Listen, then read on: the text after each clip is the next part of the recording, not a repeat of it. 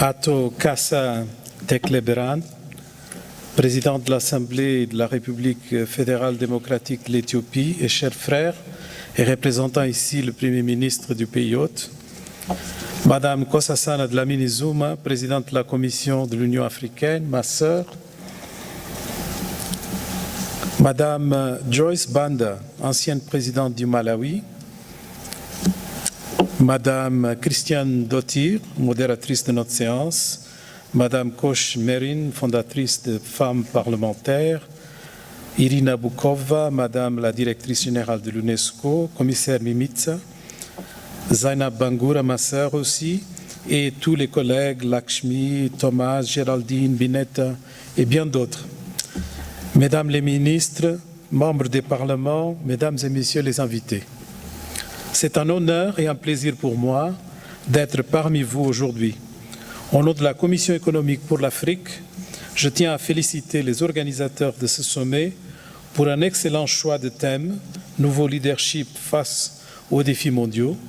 Ce thème nous permet d'aborder les défis systémiques émergents et de ce nouveau siècle et de la façon dont ils touchent les femmes. Les parlementaires sont des acteurs du changement. Les attentes deviennent plus pressantes lorsque des femmes assument des postes de pouvoir et d'influence. Votre sensibilité, votre façon spéciale d'agir et votre contribution sont le nouveau leadership et le nouveau changement dont le monde a besoin pour relever les défis actuels au niveau mondial. Les chefs d'État et de gouvernement africains, reconnaissant l'importance cruciale de promouvoir l'égalité entre les sexes et l'émancipation des femmes, leur engagement en faveur de l'égalité des sexes a été dûment reconnu et se reflète encore dans les mandats et politiques de l'Union africaine, comme par exemple le protocole de l'Union sur les droits de la femme. Et cette volonté politique a été réaffirmée par la conférence des chefs d'État et de gouvernement de l'Union, qui a déclaré 2015 l'année de l'émancipation de la femme et du développement en vue de l'agenda 2063. Chers participants, chères participantes, permettez-moi de vous raconter l'histoire d'une femme africaine, histoire qui se fait l'écho du sort tragique de beaucoup d'autres femmes sur le continent. Elle a été mariée pendant 13 ans et chaque jour de ces 13 ans, elle a travaillé dur avec son mari pour cultiver le petit lopin de terre qu'il possédait et faire pousser des légumes qu'elle vendait ensuite au marché. Le malheur a frappé et son mari est mort, la laissant seule se débrouiller pour leurs 2 filles. 4 jours après l'enterrement de son mari, la famille de ces derniers l'a expulsée, prenant possession de la terre et de la maison et la laissant démunie. Sans aucun moyen de recours pour récupérer les terres, ni aucun bien à son nom, elle a arrêté de se battre pour tout récupérer.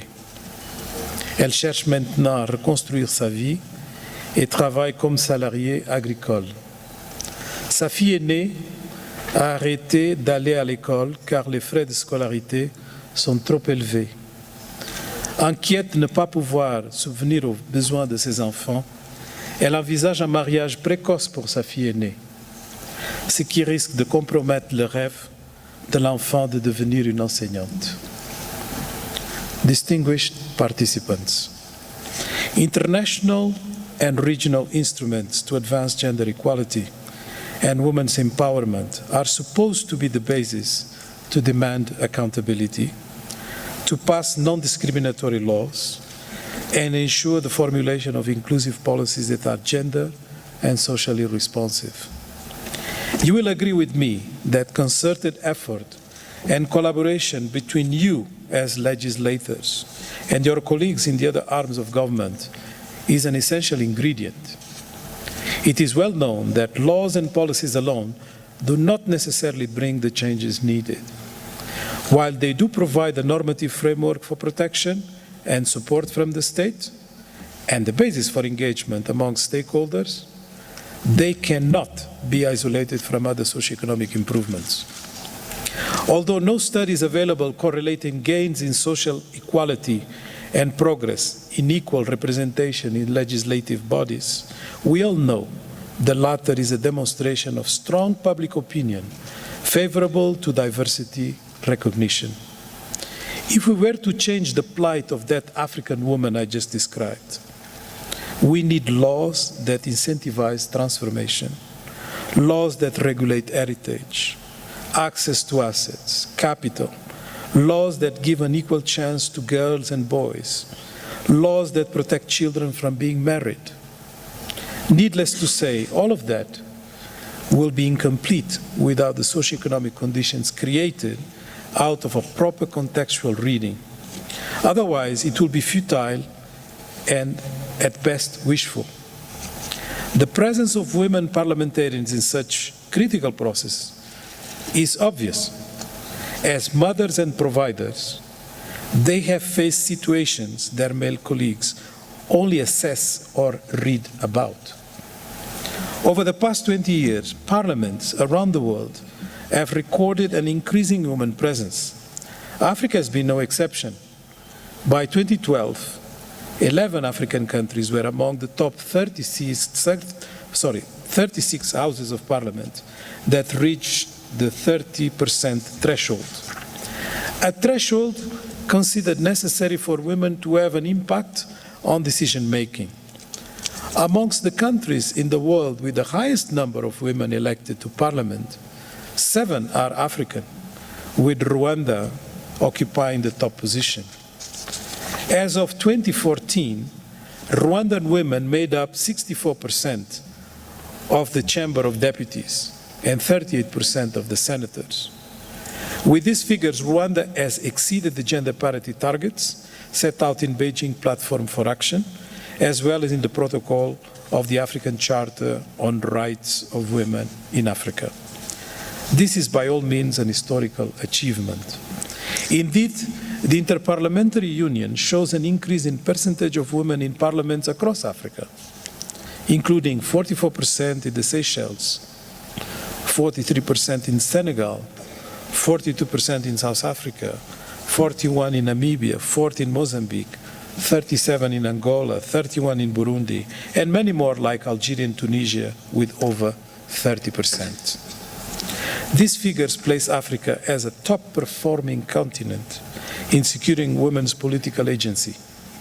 In 7 African countries, at least 30% of ministers are women, with Cape Verde recording the highest number at 50%, ranking second globally after Finland, that has 63.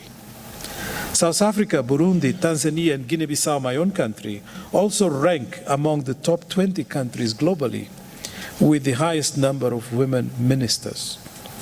The adoption of gender-responsive electoral models, the use of affirmative action, as well as quotas, has helped ensure an overall representation of up to 20% of women in parliaments across the continent. The entry of women in institutions like parliaments and other corridors of power has vastly contributed to giving them a voice in matters that shape their destiny and affect their lives. The ascendancy of female ministers handling so-called hard portfolios, such as defense, foreign and home affairs, has defied the stereotypes of women ministers being confined to soft ministries which address welfare issues.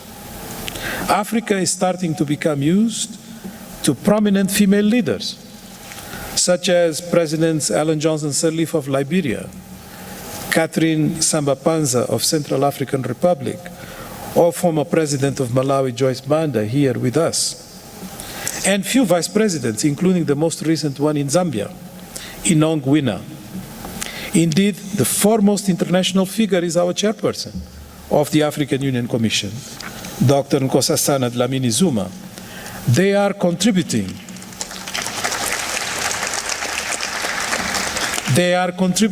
for changing mindsets on the role of women in governance. But, and there is a but, this is not enough. We want more. Africa's narrative has changed from pessimism to a rising and transforming continent The African moment is here, and women parliamentarians must leverage this to ensure that women and girls benefit from it. A combination of high economic growth and improved business environment is making the continent more attractive to economic activity. These countries that undertook a rebasing of their national accounts, while the manufacturing and agriculture sectors remain essentially unchanged and have shrunk. This is an untapped opportunity where women can and must ingrain themselves. The continent's growth is impressive, but it has not sufficiently contributed to social transformation.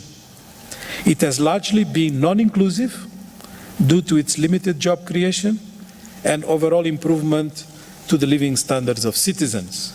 Indeed, increasing educational attainments by women and their rising participation in the labor market have not been matched by better conditions of employment or prospects for advancement and equal pay.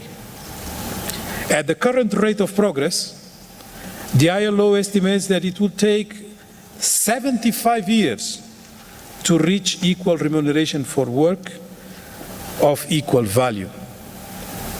Dynamic African countries will not be built if women and girls, who form the majority of the population, remain marginalized and excluded.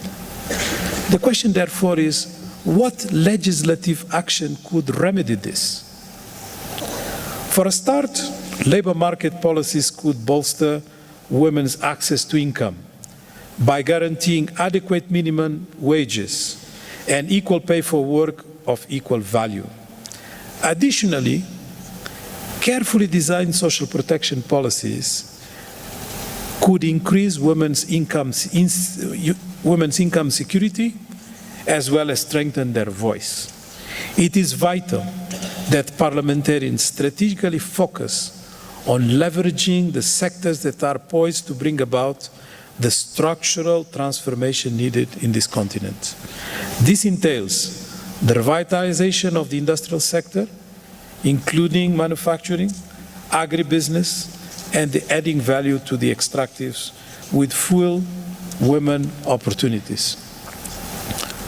Distinguished participants, allow me to mention another fundamental issue that must be addressed: illicit financial flows. A recent report we produced with the African Union Commission under the leadership of President Becky indicates that Africa loses at least $50 billion annually through illicit financial flows. This deprives governments of resources required to progressively realize economic, social, and cultural rights through the provision of basic social services. It limits resources that could be spent on reducing poverty and vast income inequality that impacts women disproportionately. One known casualty is child and maternal health. If a stop were put to the illicit financial flows, the number of countries in Africa that could reach the universally agreed targets to reduce mortality could triple. This startling picture calls for concerted efforts to ensure that development resources remain in the continent in order to make a difference in the life of every woman and girl. Distinguished participants, the Africa Regional Review Report on Beijing Plus 20 shows progress in the economic empowerment of women in agriculture, business development, and finance. A number of countries since the 90s have made tremendous strides in the successful institutionalization of gender-responsive budgeting initiatives. This methodology has undoubtedly become an important tool for promoting gender equality. Despite these pockets of progress, gender inequality and women's empowerment remains a challenge that requires upstream policy formulation and re-energized efforts to close the gaps in sectors that are lagging behind. Your leadership must address these and many other challenges. The first is to effectively exercise an oversight role to ensure the formulation of inclusive, gender and socially responsive legislation, particularly in transformative and productive sectors, is going to take root. For instance, a strong call is needed for policy laws and programs to harness Africa's green and blue economies, as well as women's economic participation in them as a response to climate change challenges. The second must be for parliamentarians across all frontiers to work together in advocating for responsive policy frameworks. The range of opportunities and space offered by ICTs, as well as the wide array of knowledge platforms, facilitate swift communication and information sharing. One could add a third around the issue of leveraging your influence to ensure that the values of Pan-Africanism, Africa's diversity, and plural culture, heritage, and religion are upheld. This would also pave the way for creating a new type of leadership where women inclusion at all levels of governance will bring to bear their unique contribution to complex conflict and peace-building processes, a preserve that has traditionally tended to focus on institutions and nations rather than communities and individuals. And I'm sure my sister Zainab agrees.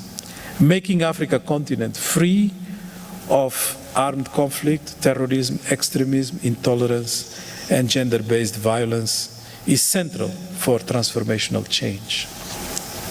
Distinguished participants, the Economic Commission for Africa stands ready to offer technical support to put in place gender-responsive policies that address the continent's development priorities.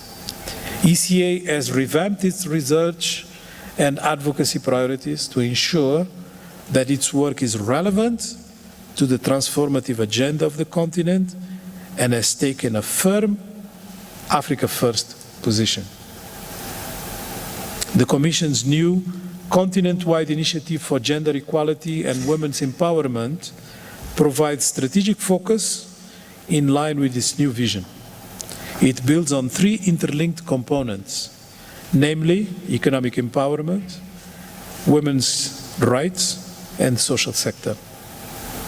The focus of our interventions will support Africa's structural agenda, particularly women's socioeconomic bargaining power. We are looking forward to working with you as members of Parliament to enrich the development of legislation that will make a difference. Let me go back to that woman farmer with whom I started this narrative. She's quite removed from the news that hit the New York Times this week. News that there is a growing number of women in the US that are selling their breast milk, transforming it into a commodity.